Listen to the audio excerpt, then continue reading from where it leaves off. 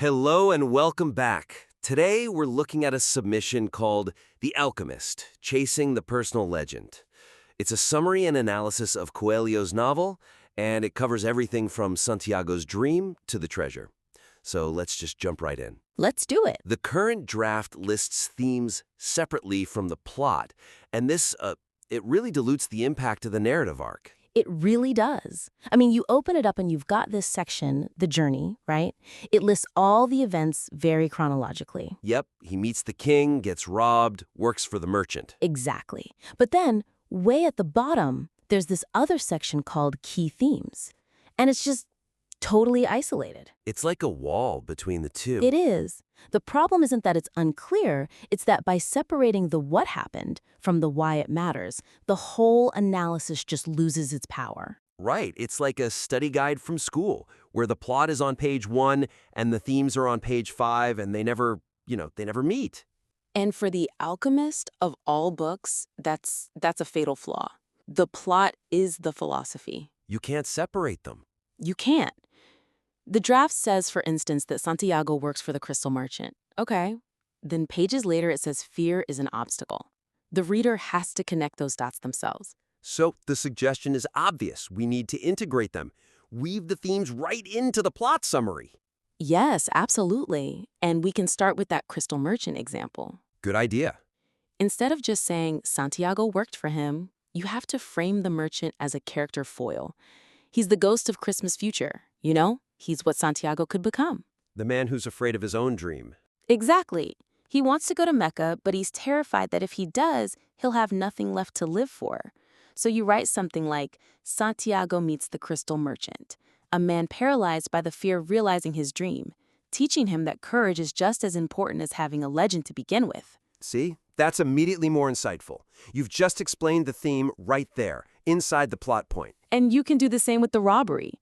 Right now it just says, Santiago is robbed. Sounds like bad luck. Right, but there is no bad luck in this book. There are only tests. That robbery is the test of resolve. The universe is basically asking him, how bad do you want this? So the summary should frame it that way, not as a detour, but as a gateway. Precisely. And then there's the Englishman. He's not just a travel buddy. He's the other side of the coin. He is. He's trying to find the alchemist by burying his nose in books. He's trying to read about magic. While Santiago is out there watching the hawks, learning the actual language of the world.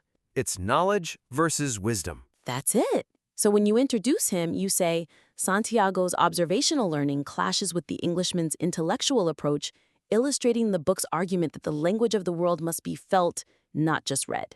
Boom! You've just defined a core theme without needing a separate section for it. It makes the whole thing tighter. Okay, so once we fix that, we hit the next problem, which is the ending. Oh, yeah. Reading it in the draft, I just felt nothing. It was so flat. Deflated is the word I'd use. It just ends. The summary reveals the ending without establishing any of the necessary narrative tension, which just undermines the whole emotional payoff. I mean, I'm looking at the treasure section now. It's so blunt. It basically says a thief beats up Santiago and tells him the treasure is back in Spain, so Santiago goes home and gets it. It's like a Wikipedia spoiler. It is. It reduces the entire book to a gotcha twist. But the book isn't about where the treasure is. It's about the journey to find out. And that by rushing the ending, the summary makes that journey feel trivial. So we need to slow it down. We can't just jump from the pyramids to Spain in one sentence. We need to live in that moment of despair. You have to. That beating is the darkest moment. He's bloody, he's lost everything, he thinks he's a fool. You have to make the reader feel that. So spend more time on that scene. Describe him digging, finding nothing. Build that hopelessness. Then, when the thief tells him the secret, it feels like a miracle, not just a random plot point. And the return home? The draft just says he went back. But it's not just a location change. The church is the same, but Santiago is a completely different person. It's a transformation. Yes, it's an internal transformation. He returns to the start, but now he understands the world. He gets the gold, sure, but the real alchemy was what happened to him along the way. I noticed a bullet point at the very end of the summary. It says something like, sometimes the journey is the real treasure. It feels a little tacked on, doesn't it? Like a fortune cookie. Yeah. My advice, cut that bullet point. Make that sentiment the final sentence of the narrative itself. So it's earned. Make it the conclusion of the story's arc. Something like, he unearths the gold, finally understanding the journey itself was the true alchemy. I like that. Much stronger. Okay, let's talk about the people. The summary focuses heavily on Santiago, but underutilizes the supporting characters as vehicles for the book's core arguments. Oh, big time. They're treated like NPCs in a video game. You click on them, they give you a quest item, and you move on. Right. Take Fatima. The draft frames her as just a supportive love interest. But she's a test. She's the test of love. She represents the idea that true love doesn't hold you back from your destiny. And you have to contrast her with the crystal merchant. He let fear stop him. She refuses to let love stop Santiago. The summary needs to state that explicitly. She is the proof of that concept. And Melchizedek, the king of Salem? He gets a bit shortchanged, too. He doesn't just introduce the personal legend, he introduces beginner's luck. A key concept. Crucial. It's the idea that the universe gives you a little push at the start to get you hooked.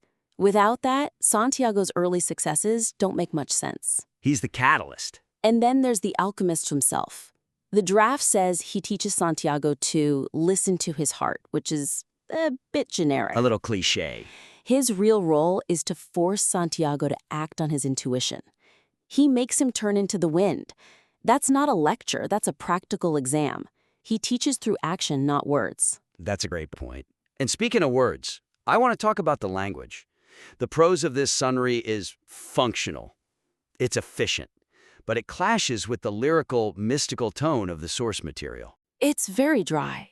He travels across the desert. It reads like a police report. And The Alchemist is so poetic, so the summary feels like it's missing the soul of the book. Yeah, you can't summarize a poem with a spreadsheet. You get the facts, but not the feeling. So how do we inject that? Without going overboard into, purple prose? You borrow from Coelho's palette. Use more evocative language. Instead of he travels across the desert, try something like he traverses the vast, silent silence of the desert, learning to read its shifting sands. That's much better. It conveys mood. And use the book's own vocabulary. The draft says he was troubled by a recurring dream. Sounds like indigestion. Exactly. Call it what the book calls it, an omen, a vision. It implies destiny, not just a dream. The desert itself isn't just a place, it's a character. It's the soul of the world. The language needs to reflect that. That shift alone will make the piece feel much more connected to the source. But, and this is the last big point, there's a danger in buying into the vibe too much. The lack of critical distance. Yes. The summary presents the book's philosophy as absolute truth, without offering any critical analysis or counter-perspective. It does feel a little like a fan letter, which is fine, but for an analysis, you need to step back a bit. It repeats the core message: when you want something, the universe conspires to help you, as if it's a scientific fact. Right. A good analysis should probably question that. Or at least explore it. Is the universe literally conspiring, or is this a metaphor for, say, confirmation bias? You want something, so you start seeing signs everywhere because you're looking for them. That's a great angle. Is it magic or is it psychology? Exactly. And what about survivorship bias? The story's about the one guy who made it. What about all the shepherds who sold their sheep and just lost everything? Like the crystal merchant. The crystal merchant! Did the universe fail him, or did he fail the universe?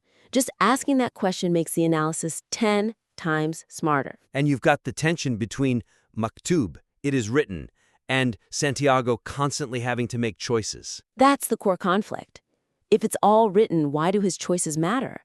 The draft just ignores that. So the suggestion here is to add a critical analysis section. Or even just a paragraph, something that contextualizes the philosophy. It moves the piece from being a simple book report into a thoughtful literary review. It shows you've wrestled with the ideas, not just accepted them. Perfect. Okay, that was a lot, but it's all connected. Let's do a quick recap. Let's. So first, integrate the themes directly into the plot. Stop separating them. Second, restructure the ending. Slow down the climax at the pyramids to make the final revelation feel earned. Third, flesh out the supporting characters. Use them to explain the philosophy. Fatima as the tests of love, the Englishman as the limits of intellect. Fourth, elevate the language. Match the lyrical tone of the book. No more police reports. And finally, add that layer of critical distance. Question the philosophy, discuss fate versus free will. Show that you're thinking about the book, not just summarizing it. This is really solid raw material. The plot summary is accurate.